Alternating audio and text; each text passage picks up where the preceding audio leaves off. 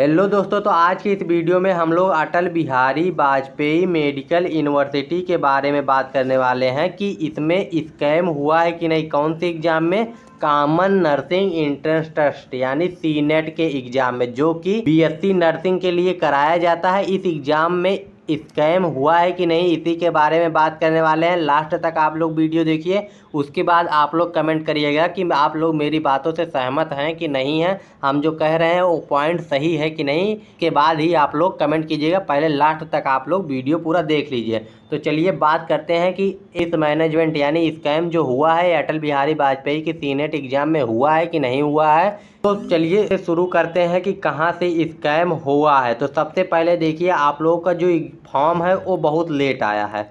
ये आप लोग मानते हैं कि नहीं, इसको भी कमेंट करके बताइएगा कि फॉर्म लेट आया कि नहीं। करीब 1 महीने लेट फॉर्म आया, इंतज़ार करते करते बच्चे थक गए। बच्चों ने मेल भी किया, उसके बाद में 1 महीने बाद लेट से आया है फॉर्म आने के बाद में 14 तारीख को एग्ज़ाम हुआ है। 14 तारीख को एग्ज़ाम होने से पहले और एक बात हुई है कि 3000 रुपये एग्ज़ाम फीस लिया जा रहा है। इस बात को आप लोग नोटिस में रखिएगा कि 3000 रुपये एग्ज़ाम फीस लिया जा रहा है।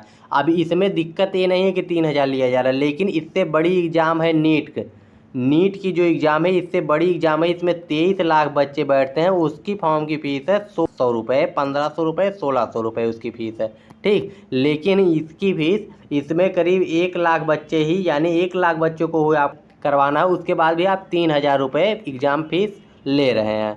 इसके बाद में देखिए 3000 रुपये लिए तो ठीक है। उसके बाद देखिए 14 जून को जब एग्ज़ाम होता है तो आपको पेपर दिया जाता है, ठीक। नीट जैसे इतने बड़े एग्जाम में 23 लाख बच्चे बैठते हैं, 23 लाख बच्चों को पेपर दिया जाता है। वो घर लेके जाए, अपना मिलाएं कि उनका क्या सही है, अपना जो भी कैलकुलेशन करना हो कर लें। लेकिन इनको 1,20,000 करीब बच्चे थे, उतने बच्चों के लिए इनको पेपर नहीं दिया गया, पेपर उनसे वापस ले लिया गया।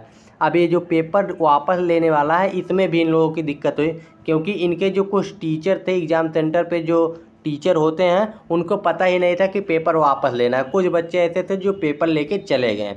और तो और जिस दिन पेपर होना था यानी 14 जून को सुबह 8 बजे, 7 बजे, 8 बजे है, टेलीग्राम पे सेम पेपर सर्कुलेट कर रहा था। तो पेपर लीक वाली भी समस्या थी। उसके बाद पेपर बच्चे लेके चले गए, ये भी समस्या थी। इनके पास कुछ भी मैनेजमेंट नहीं है। अब जब पेपर लेके चले गए तो उनको मैसेज करके बुलाया गया कि आप पेपर लेके आइए, नहीं तो आपका स्कोर कार्ड जनरेट नहीं किया जाएगा। तो फिर बच्चे कहीं 100 किलोमीटर, कोई 200 किलोमीटर से पेपर देने आया, फिर वो वहाँ पे जाके सेंटर पे पेपर जमा करे। ऐसी इन लोगों की व्यवस्था है। 3000 रुपये लेते हैं, लेकिन मैनेजमेंट कोई भी नहीं है।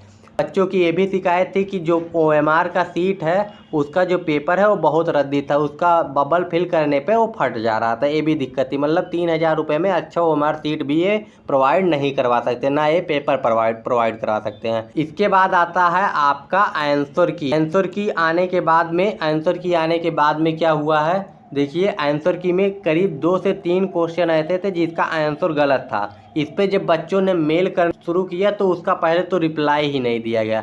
बाद में ये लोग रिप्लाई से बचने के लिए 2 दिन के अंदर ही इन्होंने रिजल्ट जारी कर दिया। 2 दिन के अंदर रिजल्ट जारी करना अच्छा होता, लेकिन इसका रिप्लाई भी तो दीजिए। ना रिप्लाई इन्होंने दिया, ना दूसरा आंसर की जारी किया, कोई इस पर जवाब नहीं आया है, सीधा रिजल्ट जारी कर दिया। अब रिजल्ट जारी करने के बाद इन्होंने सेम डेट से ही फर्स्ट राउंड की काउंसलिंग स्टार्ट कर दी। रिजल्ट जारी करने के बाद में काउंसलिंग जब स्टार्ट हो गई तो इन्होंने जो सीट मैट्रिक्स है वो भी लेट नाइट में दी। इससे बच्चों को कन्फ्यूजन हुआ। वो दूसरे दिन, एक दिन उनको समझने में लग गया कि कौन सा कॉलेज में कितनी सीटें हैं। जो भी इन्फॉर्मेशन देते हैं वो रात को 8 बजे के बाद, 8, 9 बजे, 10 बजे, कभी कभी तो इनका 11-12 भी बज जाता है, इतना लेट देते हैं। ये भी इन लोगों की समस्या है। इसके बाद में जब बच्चों ने कहा 2 दिन का और टाइम दे दिया जाए, तो इन्होंने टाइम भी नहीं दिया फर्स्ट राउंड की काउंसलिंग में। उसके बाद में जब फर्स्ट राउंड की एडमिशन हुई तो कुछ कॉलेज ऐसे निकले जो बॉयज़ का एडमिशन ले ही नहीं रहे थे, केवल गर्ल्स कॉलेज थे।